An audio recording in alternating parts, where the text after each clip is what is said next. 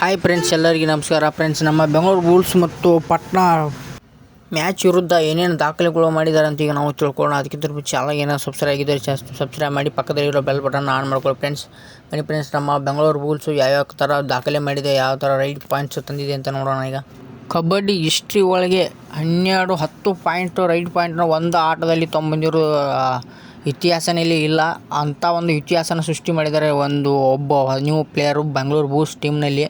ಒಬ್ಬ ಗೋಲಿ 10 ಪಾಯಿಂಟ್ಸನ್ನು ತೊಗೊಂಬಂದಿದ್ದಾನೆ. 7 out points, 1 hand points, 1 bonus point.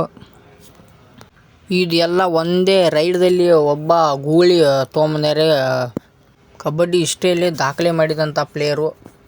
ಹಾಗೆ ಕೂಡ ಅವರು ಜಂಪ್ ಮಾಡಿದ ರೀತಿ ಯಾವ ರೀತಿ ಇತ್ತು ಅಂತಂದರೆ, ಒಂದೇ ಕ್ಷಣ ಪ್ರದೀಪ್ ನಾರ್ವಾಲ್ ಅವ್ರನ್ನೂ ನೋಡ್ತಾ ಥರ ಆಯಿತು, ನೋಡಿದಂತಲೇ ಆಯಿತು. ಆ ಥರ ಒಂದು ಜಂಪನ್ನು ಮಾಡಿ 7 ರೈಟ್ ಪಾಯಿಂಟ್ಸನ್ನು ಮತ್ತು 1 ಬೋನಸ್ಸು ಮತ್ತು 1 ಹ್ಯಾಂಡ್ ಪಾಯಿಂಟ್ಸ್ಗಳು, ಒಟ್ಟು ಟೋಟಲಿ 10 ಪಾಯಿಂಟ್ಸ್ಗಳನ್ನು ಒಂದೇ ರೈಡ್ನಲ್ಲಿ ತೊಗೊಂಡು ಬಂದಿದ್ದರು.